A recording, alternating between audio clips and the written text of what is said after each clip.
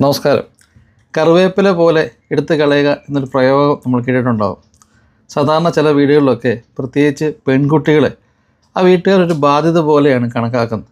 അവരെ എങ്ങനെയും കല്യാണം കഴിപ്പിച്ചു വിടുക, അല്ലെങ്കിൽ അവർക്ക് വേണ്ട രീതിയിലൊന്നും ഒരു സാമ്പത്തിക സഹായം ചെയ്തു കൊടുക്കാതിരിക്കുക, ഒരു ബാധ്യത പോലെ ഒരു കറിവേപ്പില പോലെ എടുത്തു കളയുക എന്ന് പറയും. അത്തരത്തിലുള്ള ഒരു സംഭവമാണ് ഇന്ന് ഞാൻ നിങ്ങളോട് പറയുന്ന ഒരു കഥ. കുറച്ച് നാളുകൾക്ക് മുമ്പ് നമ്മൾ കേട്ട ഒരു ന്യൂസാണ്. കോട്ടയത്ത് ഒരു അമ്മയും 2 കുഞ്ഞുങ്ങളും ചെന്ന് ട്രെയിനിൻ്റെ മുന്നിൽ ചാടി ആത്മഹത്യ ചെയ്തത്. അന്ന് ആ ആത്മഹത്യയ്ക്ക് ശേഷം ഒരുപാട് ചാനലിനകത്തും അല്ലെങ്കിൽ സോഷ്യൽ മീഡിയയിൽ പ്രവർത്തിക്കുന്ന എന്നെപ്പോലെ ലേഖനങ്ങളും വീഡിയോ ഒക്കെ ചെയ്യുന്ന ആൾക്കാരൊക്കെ നിരന്തരം അവരെ പറ്റിയാണ്, അല്ല ട്രെയിൻ ഓടിച്ച വ്യക്തി കണ്ട കാര്യങ്ങൾ, അല്ലെങ്കിൽ ആ സ്ത്രീ ഫേസ് ചെയ്ത ചില പ്രശ്നങ്ങളൊക്കെ ഘോര സംസാരിക്കുന്നുണ്ടായിരുന്നു. പക്ഷെ ഇന്നിപ്പോൾ ആരും സംസാരിക്കുന്നില്ല. കാരണം സംഭവങ്ങളൊക്കെ കുറേ കഴിഞ്ഞു. ഇന്നിപ്പോൾ അതിനെപ്പറ്റി പറഞ്ഞിട്ട് പ്രത്യേകിച്ച് വ്യൂസ് കൂട്ടാനോ അല്ലെങ്കിൽ സോഷ്യൽ മീഡിയയിൽ പോസ്റ്റ് ചെയ്തിട്ട് വലിയ പ്രയോജനമൊന്നുമില്ല. അതൊന്നും മാഞ്ഞുപോയി. ഞാൻ കുറച്ച് വർഷങ്ങൾക്ക് മുമ്പ് ഒരു പ്രൊജക്റ്റിൽ വലിയൊരു ഒരു വ്യക്തിയെ കണ്ട് സംസാരിച്ച കൂട്ടത്തിൽ, അപ്പോൾ അദ്ദേഹം ആ പ്രൊജക്റ്റിൽ മെയിനായിട്ട് ആ പ്രൊജക്റ്റിൻ്റെ സെക്യൂരിറ്റി ശക്തിപ്പെടുത്തുന്നതിനെ പറ്റി പറഞ്ഞു. അപ്പോൾ ഞാൻ പറഞ്ഞു, സാർ ഓൾറെഡി നമ്മൾ വളരെ നല്ല കൂടി സാധനങ്ങളൊക്കെ വെച്ചിരിക്കുന്നതെന്ന് പറഞ്ഞപ്പം എന്നോട് അദ്ദേഹം പറഞ്ഞത്, മോഹൻ, ഒരു പ്രശ്നം ഉണ്ടായിട്ട് അതിന് എന്തുകൊണ്ട് ആ പ്രശ്നം ഉണ്ടായി എന്ന് അന്വേഷിക്കുന്നതിനേക്കാളും നമുക്ക് ആവശ്യം ആ പ്രശ്നം വരാതിരിക്കാനാണ് ശ്രദ്ധിക്കേണ്ടത്. അത് വളരെ വലിയൊരു അഡ്വൈസ് ആയിരുന്നു എന്നെ സംബന്ധിച്ചോളം. എന്ന് പറഞ്ഞാൽ പലപ്പോഴും നമ്മൾ ആൾക്കാർ ഘോര സംസാരിക്കുന്നത് ഒരു പ്രശ്നം സംഭവിച്ചു കഴിഞ്ഞപ്പോൾ, അയ്യോ അതാണ്ട് അങ്ങനെ സംഭവിച്ചു പോയി. ഒരു പക്ഷേ നാട്ടുകാർ എന്നെ പറയുന്നുണ്ട്, അല്ല ആ ഒരു വീഡിയോസ് ആ സ്ത്രീ മരിച്ച സംഭവത്തിൽ നോക്കുമ്പോൾ നാട്ടുകാർ പറയുന്നത് വലിയ സംഭവം, ഞാൻ അവർക്ക് അങ്ങനെ അനുഭവിച്ചു, വീട്ടുകാരിൽ നിന്ന് സപ്പോർട്ടില്ലായിരുന്നു, അങ്ങനെയായിരുന്നു ഇങ്ങനെയായിരുന്നു ഒക്കെ. ഇതൊക്കെ മരണശേഷമാണ് പറയുന്നത്. ഇവർ ജീവിച്ചിരിക്കുമ്പം ആരും തന്നെ ഒരു പ്രിക്കോഷൻ എടുക്കുന്നില്ല. ഞാൻ ഇന്ന് പറയുന്ന ഒരു സംഭവം വെച്ചാൽ ഏതാണ്ട് ഇതുമായിട്ട് ഒത്തിരി റിലേറ്റഡ് ആയിട്ടുള്ള ഒരു സംഭവമാണ്. ഈ ഒരു സ്ത്രീയുടെ ജീവിതത്തിലേക്ക് സംഭവിച്ച ചില കാര്യങ്ങൾ, ഒരു സ്ത്രീയുടെ കാര്യങ്ങളായി പറയുന്നു. ഈ സ്ത്രീക്ക് പഠിത്തം കഴിഞ്ഞ് കഴിഞ്ഞപ്പോൾ ഈ സ്ത്രീക്ക് വീട്ടിൽ വിവാഹാലോചനയൊക്കെ വന്നു. അപ്പോൾ അത്യാവശ്യം സാമ്പത്തികമായിട്ട് നല്ല രീതിയിൽ തന്നെ സാമ്പത്തികമായിട്ട് മുന്നിൽ നിൽക്കുന്ന ഒരു വീട്ടുകാരാണ് ഇവർ. അപ്പോൾ ഈ ഒരു ആലോചന വന്നപ്പോൾ ആ ആലോചനയിൽ വന്ന ആൾക്കാർ ഡിമാൻഡ് ചെയ്ത് ആകെ ഒരു ഡിമാൻഡ് എന്ന് വെച്ച് കഴിഞ്ഞാൽ അവർക്ക് സ്ത്രീധനമൊന്നും വേണ്ട. അവർ കൊടുത്തൊരു ഓഫറാണ്. അവർക്ക് പെൺകുട്ടിയെ നോർമലായിട്ട് തന്നെ മതി, പഠിത്തമുള്ളൊരു പെൺകുട്ടിയെ വേണം, പെൺകുട്ടി ജോലിക്ക് പോകണം, അത്രയൊക്കെ ഉള്ളൂ. അപ്പോൾ ഈ വീട്ടുകാർക്ക് അങ്ങ് ഭയങ്കര സന്തോഷമായി, ഈ പെൺകുട്ടിയുടെ വീട്ടുകാർക്ക്. കാരണം അവർ യാതൊരുമായ സ്ത്രീധനം ചോദിച്ചില്ല. അപ്പം വളരെ ലാഭമായി പോയി, വെറുതെ ജസ്റ്റ് കല്യാണം കഴിപ്പിച്ചാൽ വിട്ടാൽ മതി. എന്നാൽ ഈ പെണ്ണ് കാണാൻ വന്ന സമയത്ത് ഈ ഭർത്താവ് ഈ സ്ത്രീയോട് പറഞ്ഞു, അല്ല ആ പയ്യൻ ഈ സ്ത്രീയോട് പറഞ്ഞു, ഞാൻ അല്പസ്വല്പമൊക്കെ മദ്യപിക്കുന്ന വ്യക്തിയാണ്. അപ്പോൾ ഈ പെൺകുട്ടി ഈ സംഭവം വീട്ടിൽ പറഞ്ഞെങ്കിലും ഈ സ്ത്രീധനമൊന്നും വേണ്ട എന്ന് പറഞ്ഞത് വലിയൊരു ഓഫർ ആയതുകൊണ്ട് അവരതിനെ അങ്ങ് വളരെ വലിയ നിസ്സാരമായിട്ട് പോയി. വേണ്ട, കുഴപ്പമൊന്നുമില്ല, ആണുങ്ങളല്ലേ മദ്യപിക്കുന്നതൊക്കെ പറഞ്ഞങ്ങ് വിട്ടു. എന്നാൽ വിവാഹം കഴിഞ്ഞ് മുന്നോട്ടുള്ള ജീവിതത്തിനിടയിൽ ഈ മനുഷ്യൻ ഭയങ്കരമായിട്ട് മദ്യപിക്കുകയും അയാൾ ഇടയ്ക്ക് വീട്ടിൽ വന്ന് ഭയങ്കര ബഹളം ഉണ്ടാക്കുകയും ചിലപ്പം ശാരീരികമായി വളരെയധികം ഉപദ്രവിക്കുകയൊക്കെ ചെയ്തു.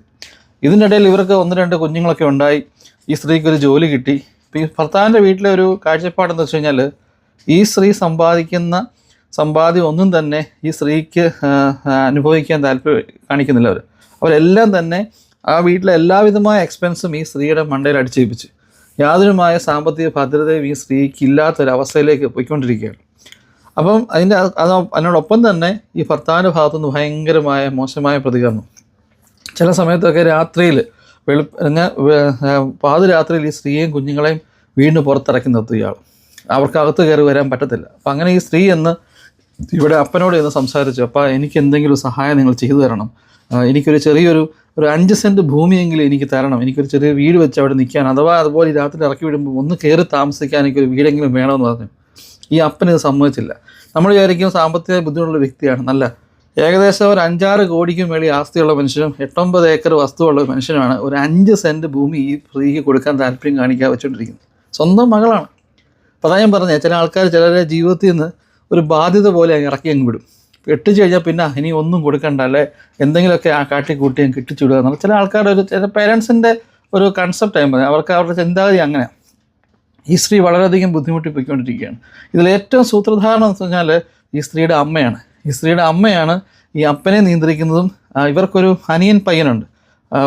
ആ അനിയൻ പയ്യൻ എല്ലാം കൊടുക്കണം, പൈസ വസ്തു എല്ലാം അവന് കിട്ടണം എന്നൊരു ചിന്ത മാത്രമേ ഈ അമ്മയ്ക്കുള്ളൂ. അപ്പോൾ അമ്മ പറയുന്നതിനപ്പുറത്തായിട്ട് അപ്പ ചെയ്യത്തുമില്ല. അപ്പോൾ ഈ പെൺകുട്ടി അങ്ങ് വളരെയധികം വിഷമിച്ചു, ജോലി പോയിക്കൊണ്ടിരിക്കുന്നു. അങ്ങനെ ഇരിക്കെ ജോലിയിൽ നിന്ന് ഇവർക്കൊരിച്ചിരി ലോൺ എടുത്തിട്ട് ഇവരൊരു വീട് കണ്ടു, ഒരു വീട് മേടിക്കാമെന്ന് കരുതി, ഒരു അസറ്റ് പോലെ. അപ്പോൾ അങ്ങനെ ഭർത്താവിനോട് ഇവർ പറഞ്ഞു, ചേട്ടാ ഇങ്ങനെ ഒരു വീട് നമുക്ക് മേടിക്കാം, ഒരു അസറ്റായിട്ട് കിടക്കട്ടെ, മക്കളൊക്കെ ഉള്ളതല്ലേ, കുഞ്ഞുങ്ങൾക്ക് കൊടുക്കാനൊക്കെ വേണമെങ്കിൽ സാമ്പത്തിക ഭദ്രത ആട്ടെന്ന് കരുതിയിട്ട്.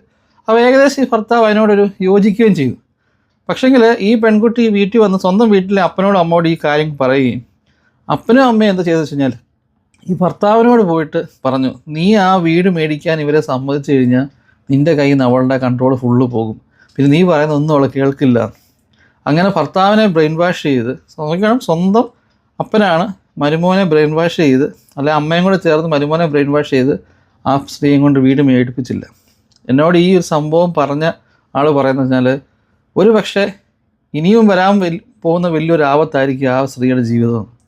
നമ്മളുടെ വീട്ടിലൊക്കെ ഒരുപാട് ആൾക്കാരുണ്ട്, നമുക്കറിയാവുന്ന പല വീടുകളിലും ഇങ്ങനത്തെ ആൾക്കാരുണ്ട്. പലപ്പോഴും ഈ ആത്മഹത്യ പറഞ്ഞാൽ എല്ലാവരുടെയും കയ്യിൽ നിന്നുള്ള ഒരു പിടിവള്ളി പോയി കഴിയുമ്പോഴാണ് ആത്മഹത്യയെക്കുറിച്ച് ആൾക്കാർ ചിന്തിക്കുന്നു. നമ്മൾ ശ്രദ്ധിക്കണം, ഇങ്ങനെ ബുദ്ധിമുട്ട് അനുഭവിക്കുന്നവരെ നമ്മൾ ചേർത്ത് പിടിക്കുകയാണ് വേണ്ടത്. Thank you.